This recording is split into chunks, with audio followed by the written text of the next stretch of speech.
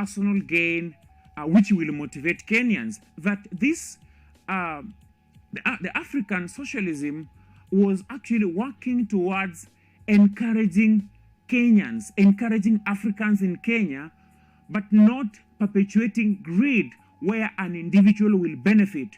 It was creating an environment, it was going to create an environment that will allow both parties to benefit, mutual social responsibility that will not actually advance personal gain, but instead will allow all Kenyans to benefit. And at the end of the day, they will be motivated. Then also we have progressive taxation to ensure an equitable distribution of wealth and income. Now, on progression taxation, we want to make sure that the resources, that the wealth we have is distributed equally among the Kenyans.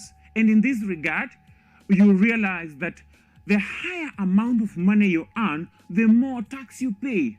The less amount of money you earn, the less tax you pay. So that we create an equitable distribution of resources so that we don't pay tax the same amount of money, whereas you're earning 100,000 and another person is earning 2 million. That is not going to be fair, and therefore it was based on progressive taxation. The higher you earn, the more tax you pay. The less you earn, the less tax you pay.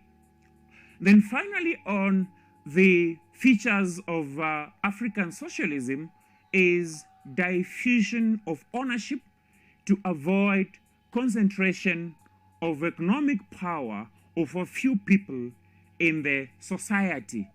So the African socialism did not wish to create an environment that you realize that less people in the society who are economically empowered.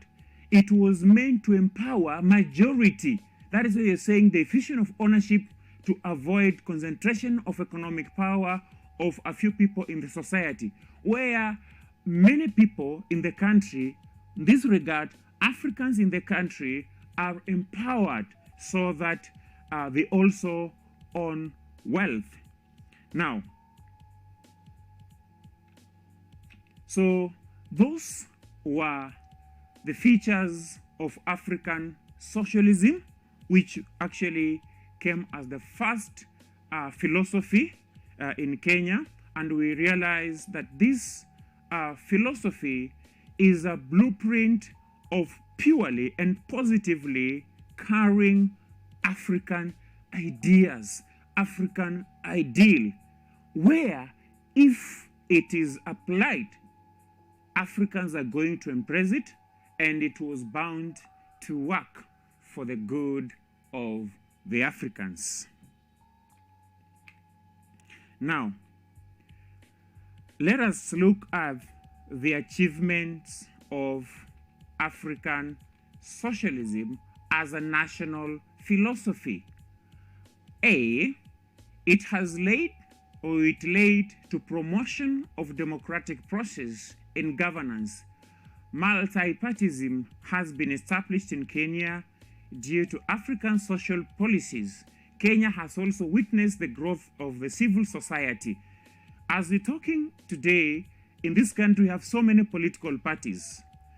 The year 1992, I think it was 1991, it was the landmark when Section 2A of the Kenyan Constitution was repealed and Kenya became a multi-party country. And actually, that one still goes back to African socialism that enabled our country to develop in terms of democratic space. And that is why we are enjoying democracy in this country, where we can form so many political parties, we can compete in different elections, because African socialism played a very important role. Number B, since the philosophy was built or is built on African traditions, it has promoted African cultures. Kenya pursued African values consistent with her traditions. So because you're saying that it was purely African values, So the philosophy was built on African traditions. So it has promoted African culture. And by promoting African culture, then you find that Africans embraced it and possibly and realize very possible for Kenya and Africans in Kenya to realize political development, social development, especially on the traditions. Kenya has expanded its social development because of that. Then number C, the philosophy has promoted national unity and coexistence among Kenyan communities. We coexist very well. You will find that Kenyans are living in different parts of this country. You find someone from Mandera is living in Bungoma, someone from Busia is living in Meru, someone from Samburu is living in Narok, another one from Malindi is living in Nairobi. So it has promoted coexistence amongst the Kenyans.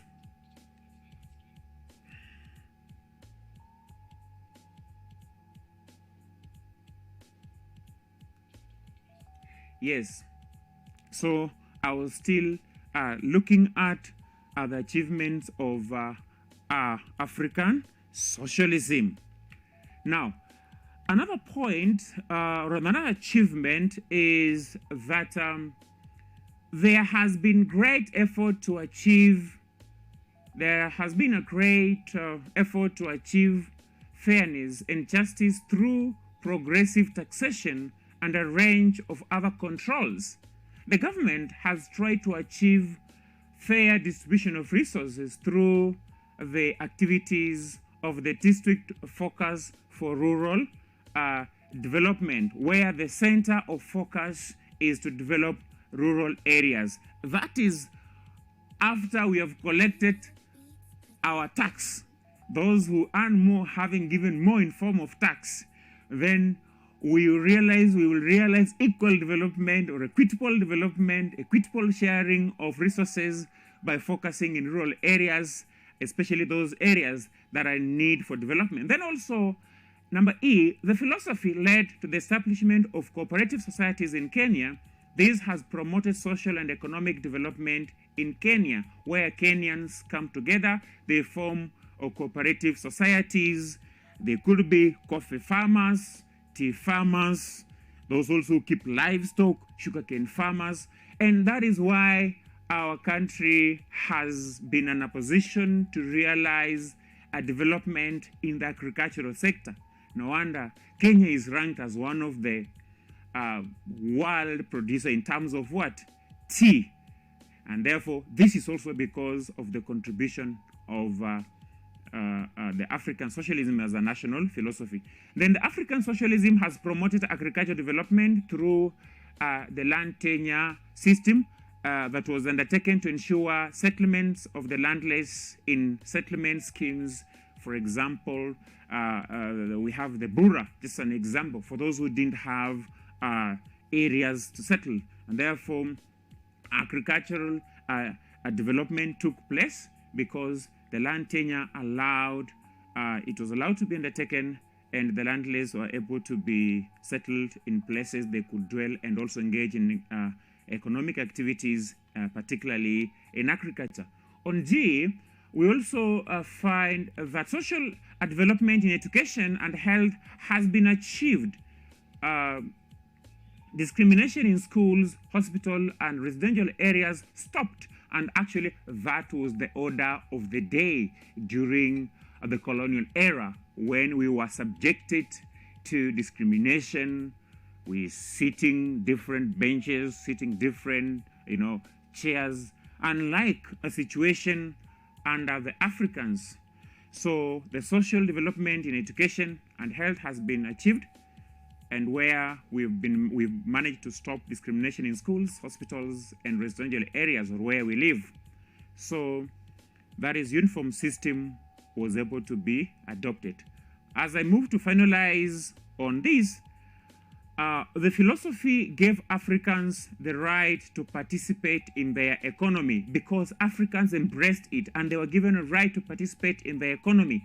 This was through the policy of Africanization, in which industrial enterprises hitherto owned by Asians and Europeans changed ownership, where even Africans would be allowed also to own, unlike a situation that was there before the Africans took over.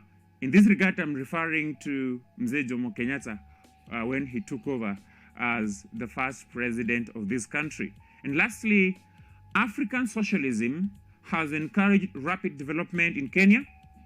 The policy of mutual social responsibility through self-help promotes a sense of patriotism. Patriotism, the love towards your country, and service to the nation as Kenyans work together to build the nation. So African socialism has encouraged rapid development because through patriotism, the policy of mutual social responsibility through self-help promotes a sense of patriotism. And once you love your country, one, we work together, and we not only just work together, but we work hard to ensure that we develop our country, or we take our country to the next level in terms of economic development, social development, and political development. So those were the achievements of African socialism. Now,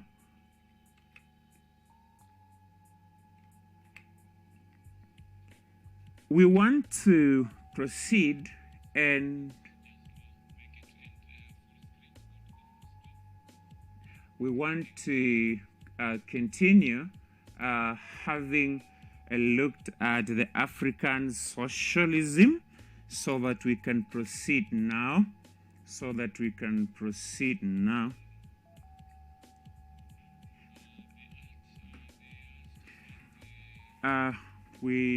We want to continue so that we proceed, so that we look at the next. No, it's okay. Now, let us move on and look at the problems that faced African socialism.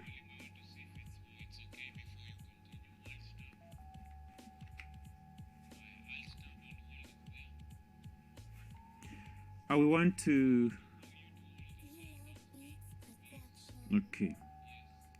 continue.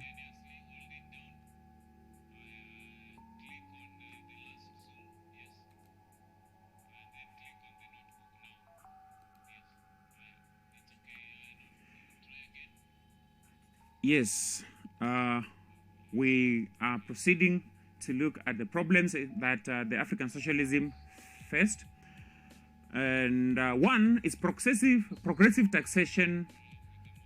Progressive taxation has put an additional burden of taxation on the poor, thus discouraging development. It has put a burden of taxation on the poor, thus discouraging development. This one actually, it only benefits the rich and those also who earns more money, because for them they don't feel that burden of the tax, but a poor person is likely to feel that. Number two, or B, political interference, public projects, and wrangles among leaders retards development.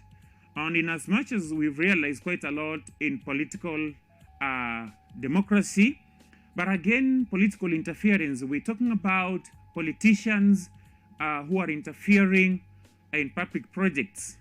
Sometimes you find leaders, the wrangles between leaders. Actually, it does not promote a development in the society. And I think we even have an experience. One of the scenario is just taking place in our country. In such kind of political interference, you find that it will not allow development in our society.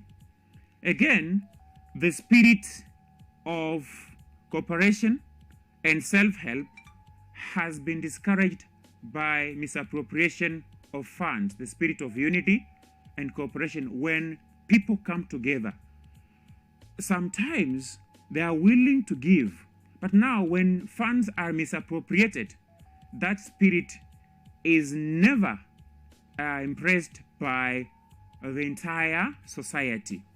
Then corruption leads to negative attitude from people towards contributing to national development, because we misuse resources. We do not use resources to the purpose that is meant to serve. So we're talking about corruption and we're talking about misappropriation.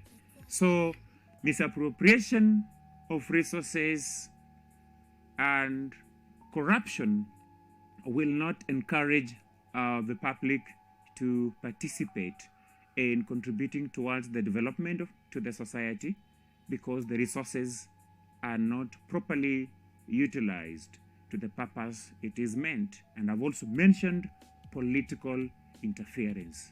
When we have a situation where our leaders are engaged in wrangles rather than working hard to ensure that they deliver the services to the people, but they keep on fighting, it discourages economic development. Now, we want to proceed and look at the Harambee philosophy.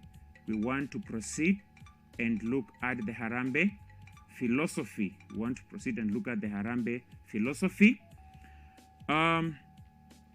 Just like the African socialism, the two philosophies, the African socialism and the Harambee philosophy, these were philosophies that were put forth during the reign of the founding father of this nation, the late Mzee Jomo Kenyatta, when he took over the year 1963.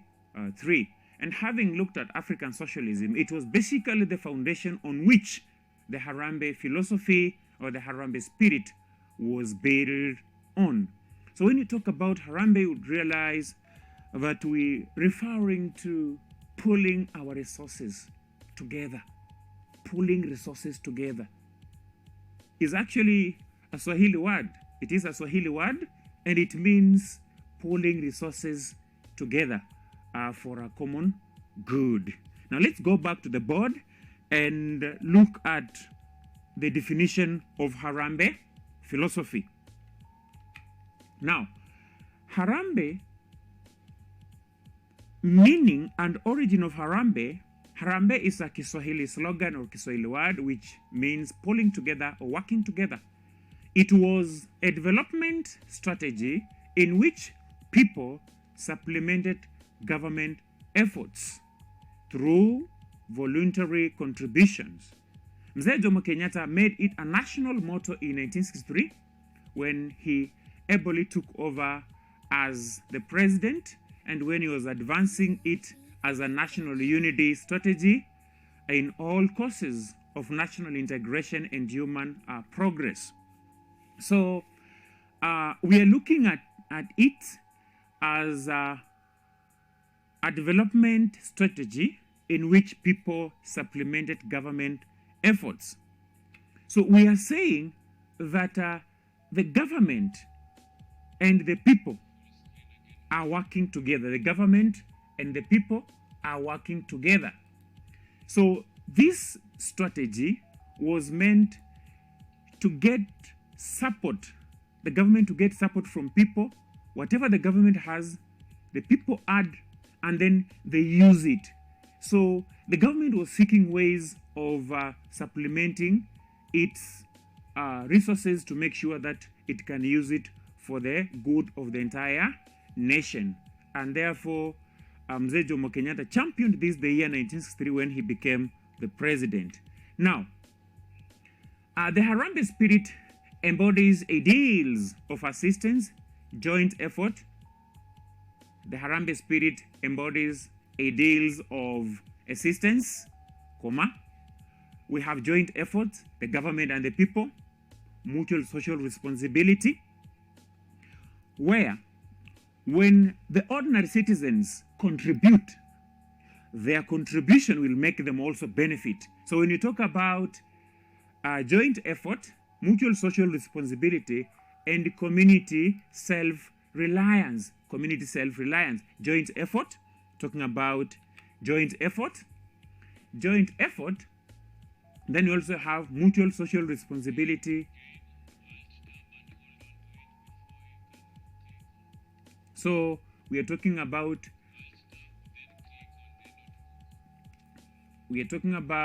the social mutual responsibility.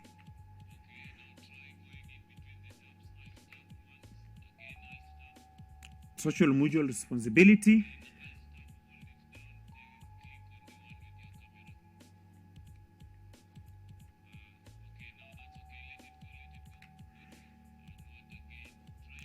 So we are saying that the Harambee spirit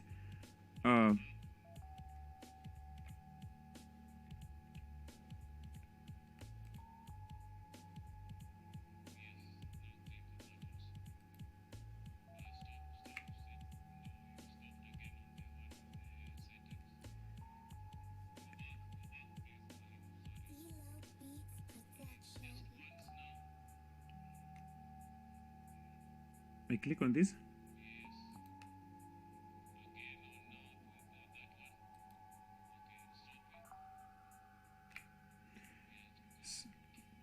So as I was still talking about on the Harambee spirit, I said that it embodies ideals of assistance, where we're talking about joint effort, mutual social responsibility, and community self-reliance. Joint effort, the government and the people. Mutual social responsibility.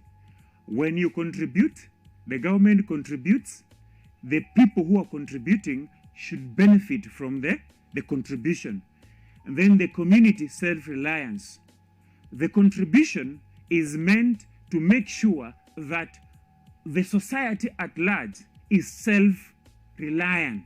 That is, people can engage in activities which can sustain them, and they rely on themselves rather than each and every time relying on the government. Now,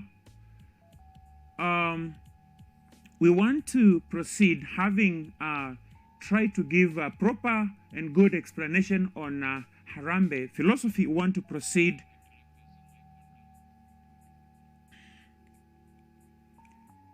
yes. So I'm very sure my dear students at home, you're taking note of this, and we are progressing on very well.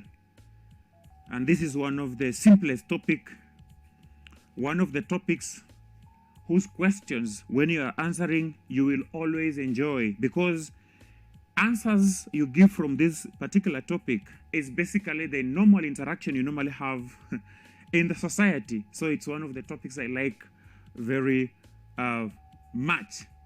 Now, Harambee philosophy or Harambee spirit projects are normally categorized as 1, social projects, and 2, economic projects. Now, these 2 categories, social projects, these are basically educational institutions and facilities, medical centers, recreational facilities. A very good example is Uhuru Park or Central Park for those who live in Nairobi. And there are other different places wherever you're coming from. For example, if you come from Kakamega County, the Muliro Gardens. And religious institutions, that is religious institutions, we're talking about churches, we're talking about mosques, and what have you. So those projects, such fall under social projects. So we have social projects where we talk about education institutions and facilities, medical or health facilities, We have recreational facilities and religious institutions as well. Then also we have economic projects, and under economic projects, we are looking. It covers a wide range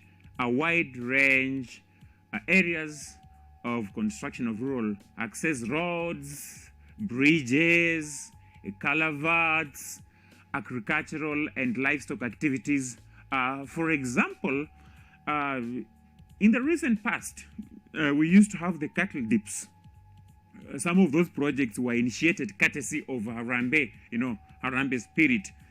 And every day on Saturday, very early in the morning around 6 a.m., you could find taking livestock to the cattle dips.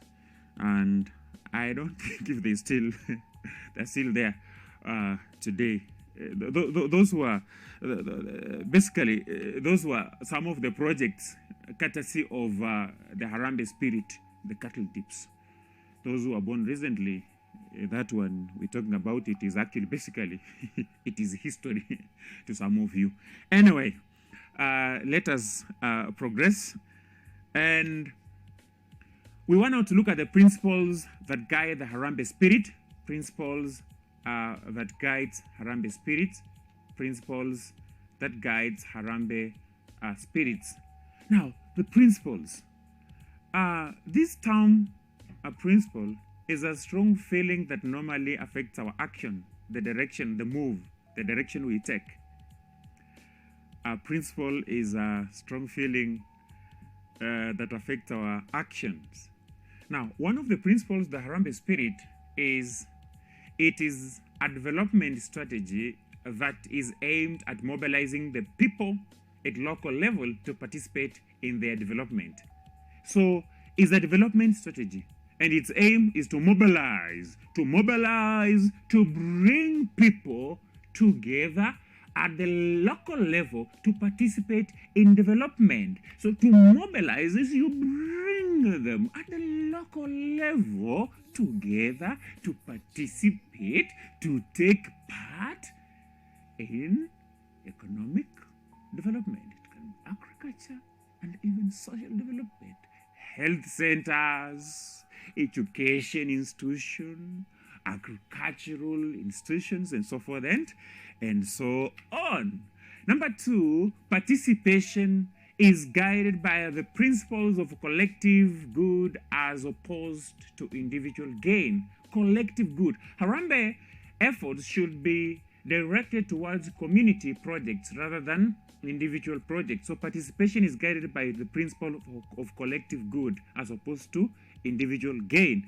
So collective good, it means the participation is meant to help majority of the people rather than individual gain. Because if you realize it's going to benefit an individual, then your participation, you will think about participating. But collective good, it means majority will benefit, I included, if I take part, and therefore I will be willing to contribute because I know it's going to help the society which I am part and parcel. Now, number C, the choice of projects is supposed to be guided by the needs of the majority. So the choice of project is supposed to be guided by the needs of the majority, so that you don't choose a project. You don't choose a project which the majority do not need. If we have 10,000 people, 2,000 want a particular project and 8,000 want a different project. So go for the project which is supported by the majority. Don't go for the project. And that is why Harambee was able to pick and actually it was impressed because the pick of the project was for the majority. The majority, the project that majority supported was the one that was actually taken. Now, participation should be involved in decision making so that the decision is not made by an individual. Participation, that is, in decision making, the general public the society, people are involved, so that the outcome of the decision is not going to be a one-man decision. No one is going to be accused. The entire society takes full responsibility because it was fully involved in decision making. The last principle of Harambee spirit is the implementation of projects. There should be maximum utilization of the local resources such as labor, materials, and money in the implementation of the project. That is, when the project is being implemented, the material should be sourced locally, so that you don't have to go, if you are constructing a classroom through the Harambee spirit, you go to buy sand from Marsabit, and yet you are from Machakos. You buy sand from Machakos so that it can benefit the locals. You don't bring labor from Trans Nzoia and you're building a school in Meru. You outsource labor from within. So you find such projects, one, the community will embrace it, and it is for the common good of the people, rather than bringing the labor from a different locality and yet the locals cannot benefit from it. It will be very difficult for the locals to embrace it. Good. So far, so good. Now, I want us to move on and look at the contributions of Harambee movement to the development of Kenya. Contribution of Harambee movement to the development of Kenya. How has Kenya benefited from Harambee spirit? Its contribution to the development of Kenya as a country where you and I live. One, Harambee movement has led to the development of education in Kenya through Harambee fundraising to construct schools and colleges. Harambee movement has led to the development of education in Kenya through Harambee fundraising to construct schools and colleges. We've seen schools being constructed through Harambees, and even colleges have also been put up through Harambees. That has been because of Harambee. Number B, funds have been collected through Harambees to improve infrastructural facilities such as roads, rural electrification, and provision of water. Even to date, God forbid, even in funerals, we contribute through Harambee. So Harambee has been there, it has been there, it has been there, it is still there, and it is likely to remain, even though the 2010 Constitution does not allow, is actually against it, but we've still been doing it through other means.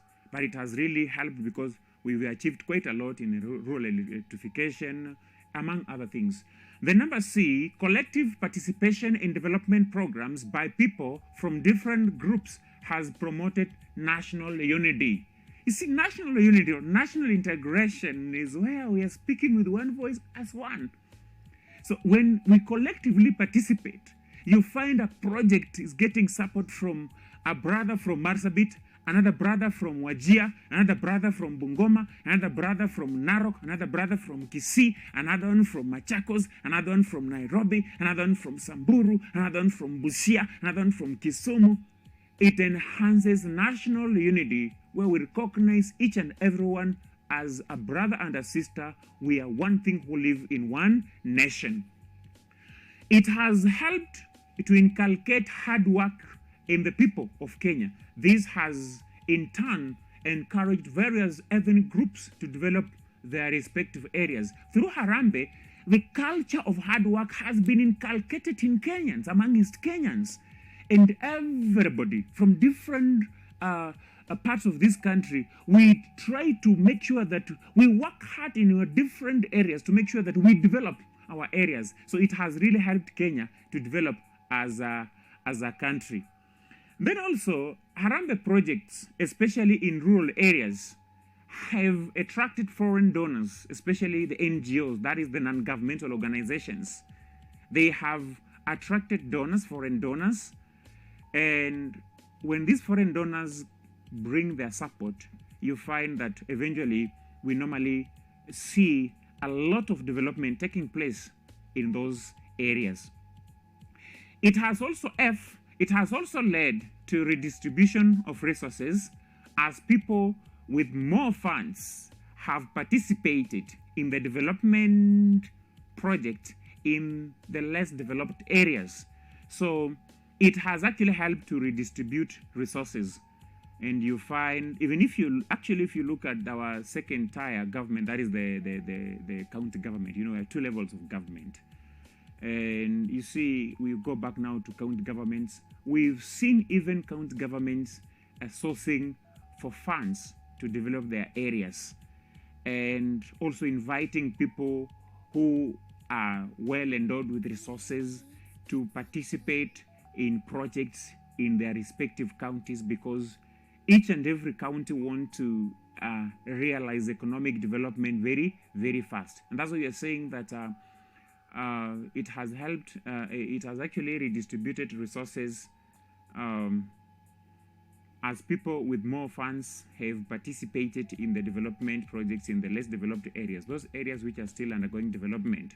Then G, funds have been raised through Harambees to help the less fortunate members of the society. For example, President Moi's 8th April of 1989 held a mammoth rally where a whopping 70 million was raised to help the disabled or the less fortunate in our society.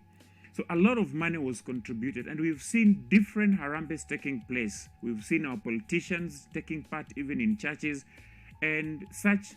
They have really been helping the less fortunate. We've seen even our politicians who, some of them lead Harambees to help the less fortunate in the society. I think that has been very good, and actually they have been doing that because of the spirit of what? Because of the spirit of Harambee. So you realize that Harambee spirit has really played a very important role in as far as the development of our society is concerned. So it is a good thing. The Harambee spirit is a good thing.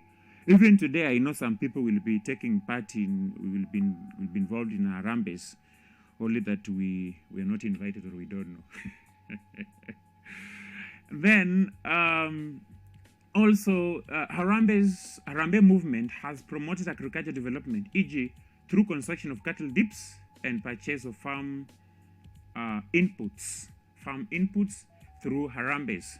So you find we promote the development of agriculture if we are raising funds to put up a cattle dip, or sometimes we are raising funds to share farmers so that they can access farm inputs, which will actually enable them to participate fully in agriculture. Because without farm inputs, there is nothing that you'll be doing as far as farming is concerned.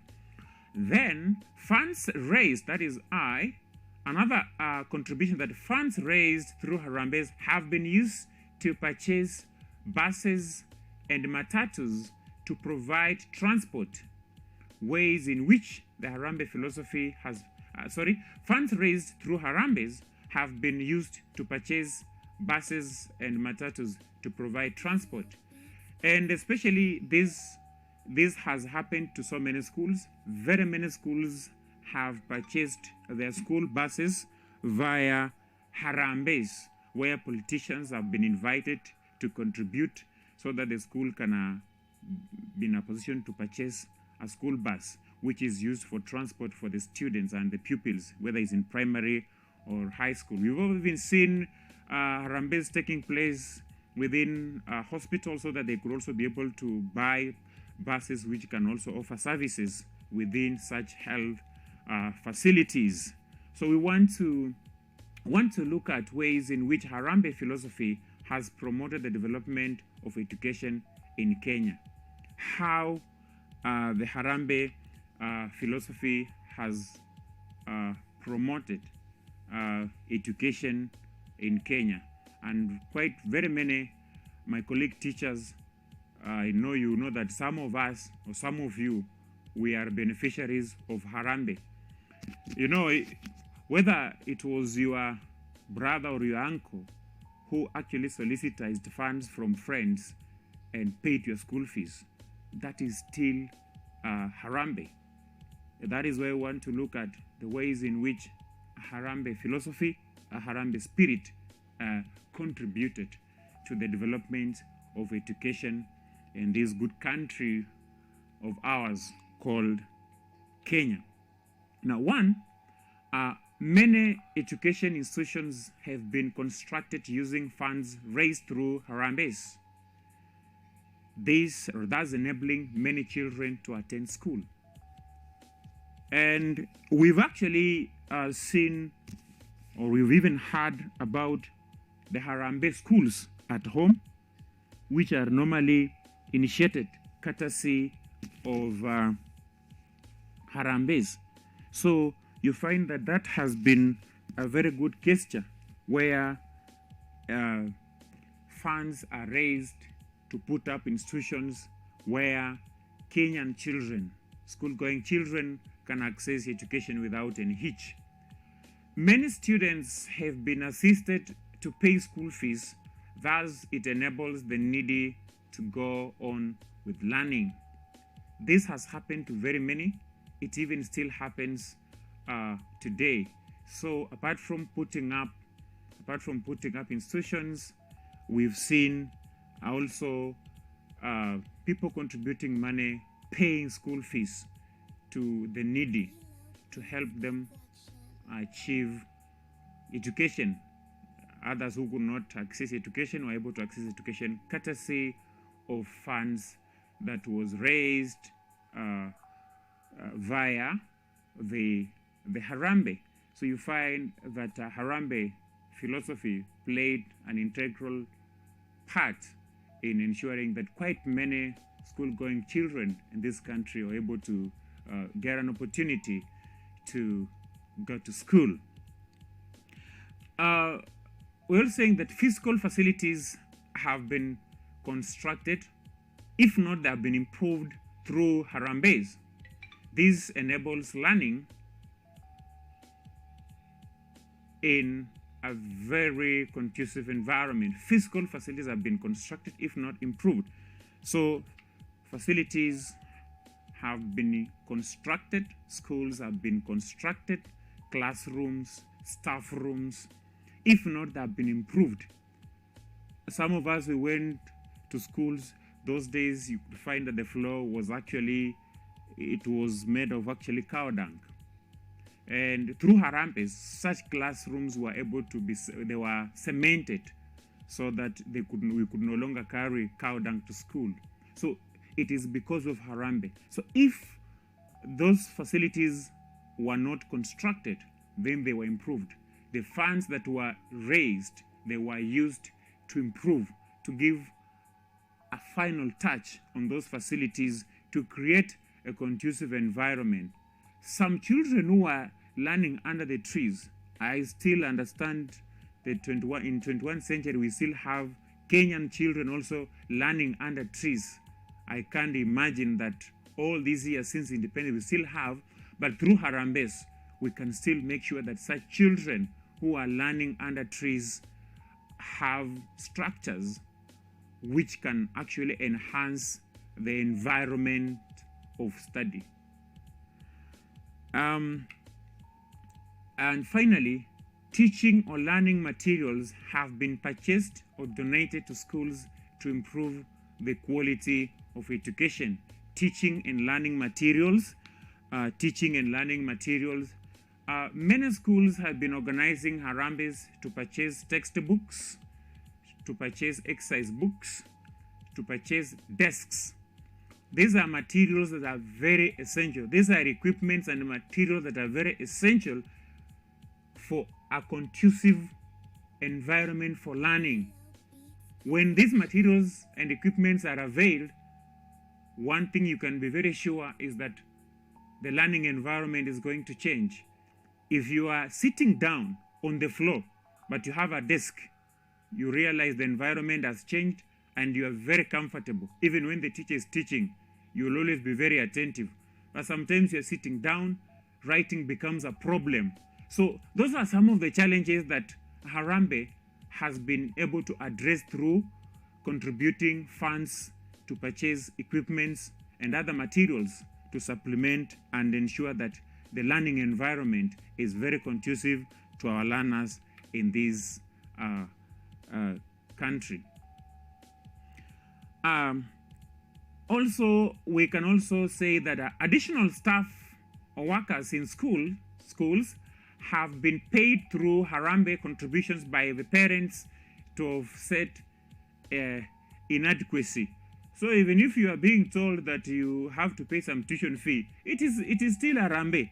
So what we are being told is that you are going to pay some 200 shillings for tuition fee, ama chai ya walimu. That one is still Harambee because parents are pulling resources together.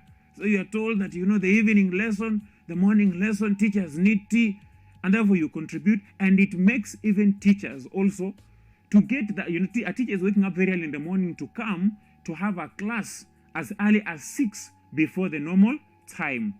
And therefore, such funds have been used to offset such bills to cushion our teachers who sacrifice to come very early in the morning and also to leave school very late. You know, teachers always sacrifice to make sure that you get the best. So wherever you are, as you're taking these notes, remember to applaud your teachers because they do a very noble job. That is why we like being teachers. Nothing else other than teaching, the best job on earth. Now, we also have, through Harambee spirit, well-wishers have been able to help learners to exploit their talents. Talents have supported co-curricular activities. So through Harambee spirit, well-wishers have actually been contributing to support a exploit of talents, and those talents, when they're exploited, you find that through co-curricular activities, such talents are normally exploited. We have great sportsmen in this country who have actually achieved this because of the facilities they were given through Harambee, the likes of Dennis Oliech, he's a great footballer, McDonald Marika, Wanyama, among others. It is because of Harambee, through the facilities they were given. The school furniture has been bought through Harambee effort. That's making learning or teaching environment very conducive. Parents have contributed funds to supplement the government schools feeding program, thus improving the environment. So you find that those have been some of the contributions of the Harambee spirits. So as we move towards finishing, some of the problems that Harambee spirit or Harambee movement in Kenya has experienced: misuse of Harambee funds, diverting its use, and lack of commitment by leaders. So misuse of Harambee funds or diverting it to a different use. The misuse of funds have actually been a challenge towards Harambee. Then it puts an additional burden of taxation on the poor. It puts an additional burden of taxation to the poor to realize more funds, which the government will also inject in projects in the country. Also, embezzlement of public funds is a serious challenge. Embezzlement of public funds is a serious challenge. And this one is especially for those who are given responsibilities to be in charge of those funds, where there is lack of accountability. Then political interference and wrangles among leaders, as we mentioned, again, also is actually a challenge that Harambee normally faces. Then the spirit of unity and cooperation and self-help may be killed by misappropriation of funds. When people come together and contribute, and then people misappropriate, then you will not see people coming together because they don't see the need of coming together. Then poor coordination and supervision of Harambee project has been a challenge, and that is why you find people are not willing to contribute, because funds contributed are not supervised, they are not properly coordinated, and therefore the funds end up being misused. Use of force or coercion and extortion of Harambee funds from the people, which is actually a dictatorial way of getting funds, or it's actually something that discourages people, and therefore Harambee, it should be based on voluntary, but not forcing people or extorting it from people. Then corruption and negative attitude from people has been another challenge that has faced Harambee.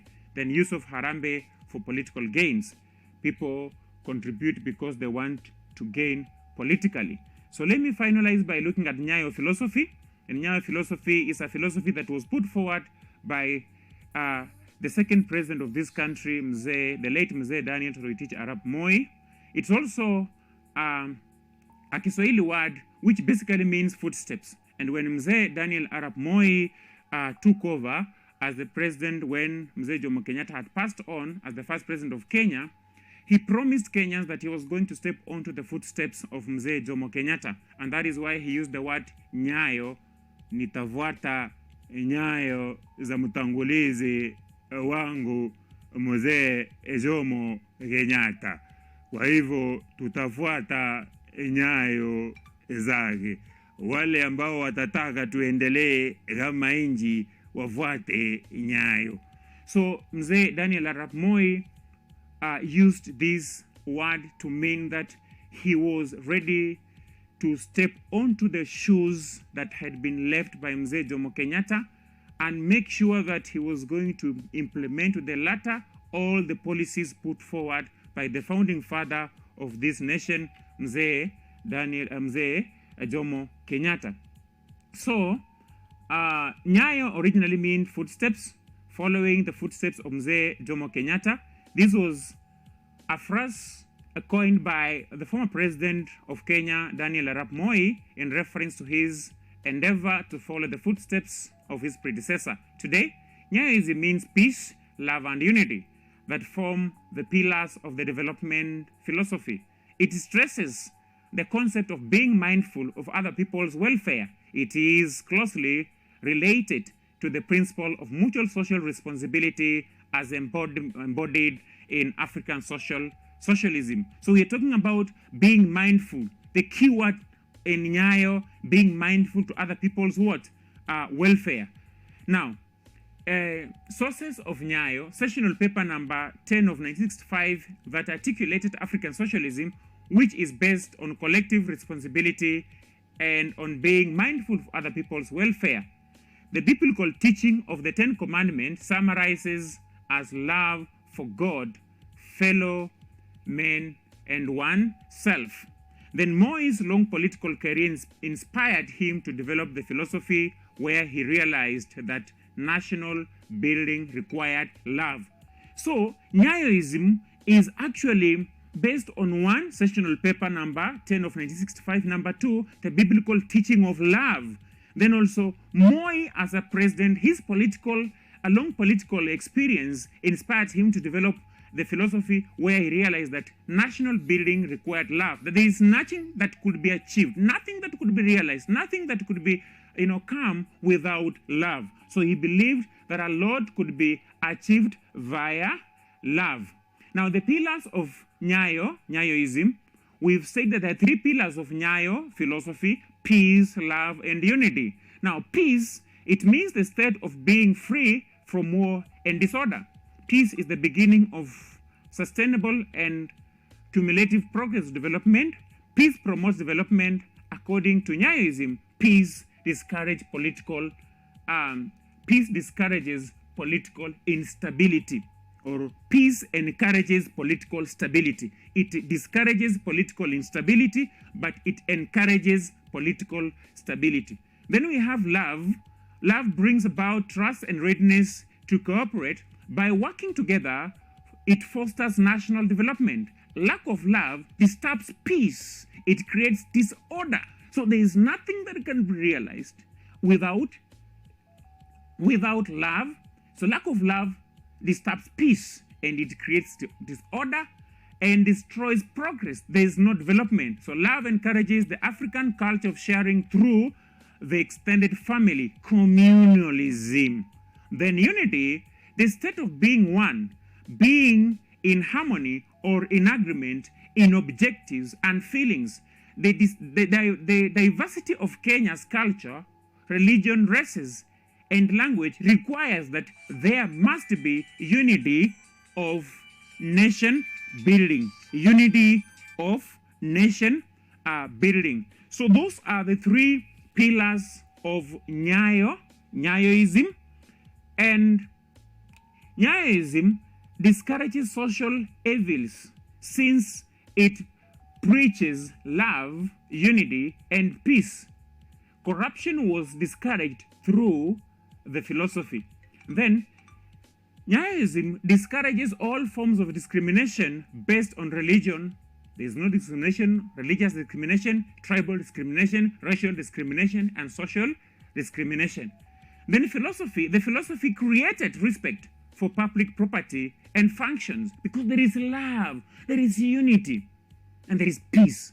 Then it also enabled the creation of a welfare state since everyone became mindful of others' welfare. So one country, people are helping each other. Then it created a sense of nationalism and patriotism necessary for national development or nation building. So,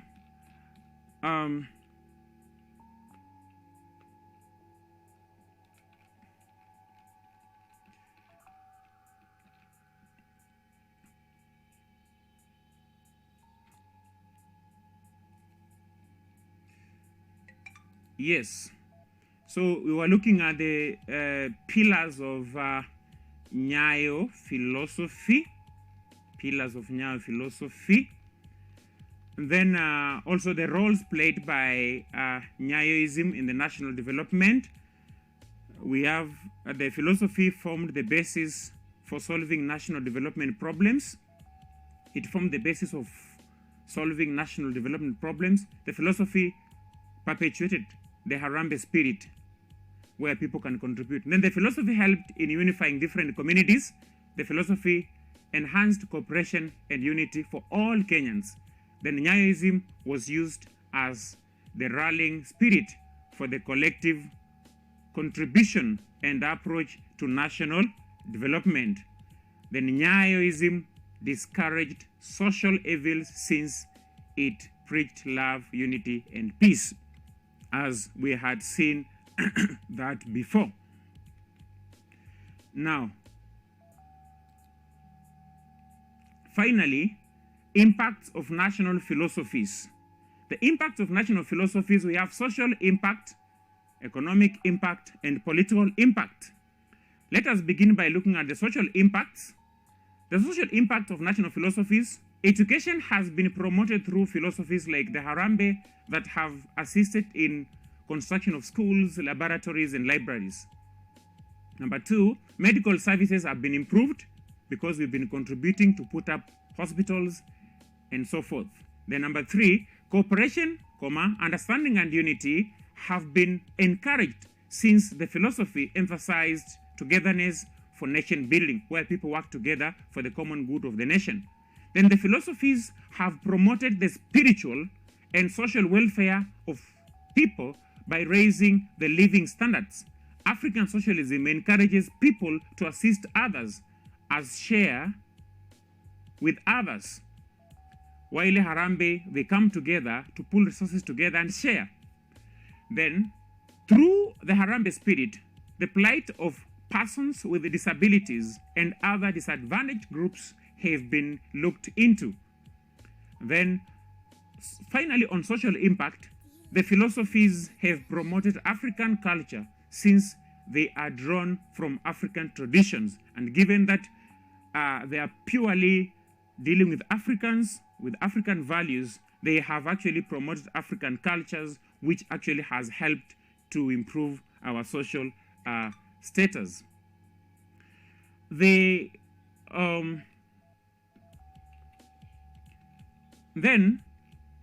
on economic importance or economic impact of the philosophy, we've looked at the social impacts. Let us look at the economic impacts or the economic results. Self-reliance and the Africanization process through which the people of Kenya were able to take over from foreigners was made possible by the philosophies, especially African socialism.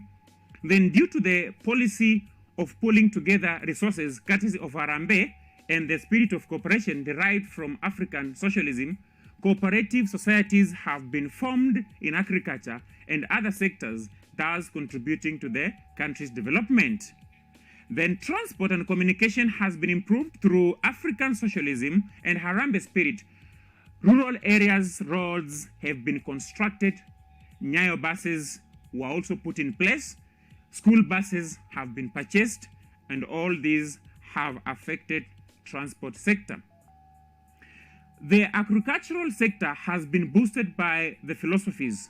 Kenyans are encouraged to work hard to increase food production through agriculture, especially through Harambee. Farm inputs farmers are able to get because funds are being contributed and channeled towards helping farmers who are willing to engage in agriculture.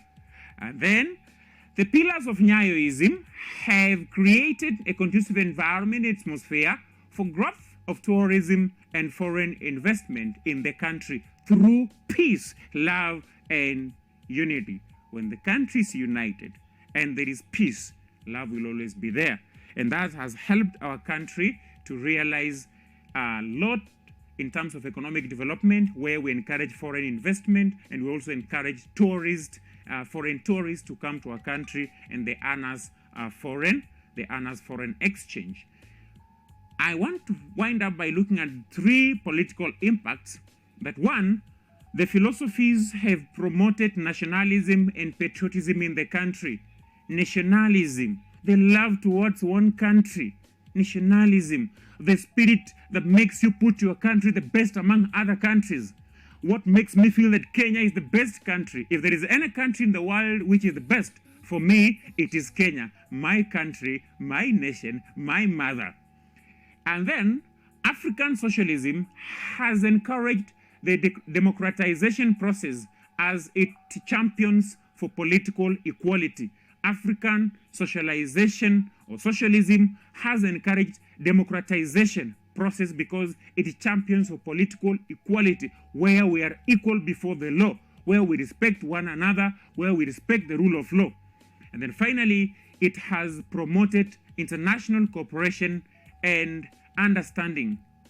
Looking at peace, love, and unity, it has promoted international cooperation and understanding because as a stable country, Kenya has realized a lot through Nyayo philosophy of peace, love, and unity. This country has been an admiration of so many countries in the world, especially in this region, where it has been regarded as the beacon of peace. And because of that, we have been recognized internationally, and Kenya has been given a bigger role to play internationally to ensure that such nations which experience political turmoil, they can experience the peace that this country has been experiencing over the years. My good listeners, my good learners who have been at home for all this time, we have come to the end of our topic under discussion this morning, that is the national philosophies. I am very sure that what you've been able to capture will be of great importance when it comes to tackling your national examination, God willing, come next year. But remember, very common questions.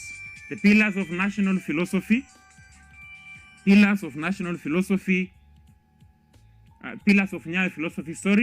you can always be asked. The impacts of national philosophies, particularly, an examiner can be very specific. Economic impacts, or social impacts, or political impacts. I'm very sure when you check from evolving, when you check from the star, that is the former gateway, when you check from the milestone, when you check from golden tips, when you check from, all those, the KLB, you're going to find more points that I might not have mentioned, but they are captured. So impact of national philosophies, very key. Get also to understand the definition of African socialism, Harambee spirit, and Nyayo philosophy. Get also to know the impacts of Harambee spirit and also the impacts of Nyayo philosophy. Otherwise, until another time, I want to wish you all the best.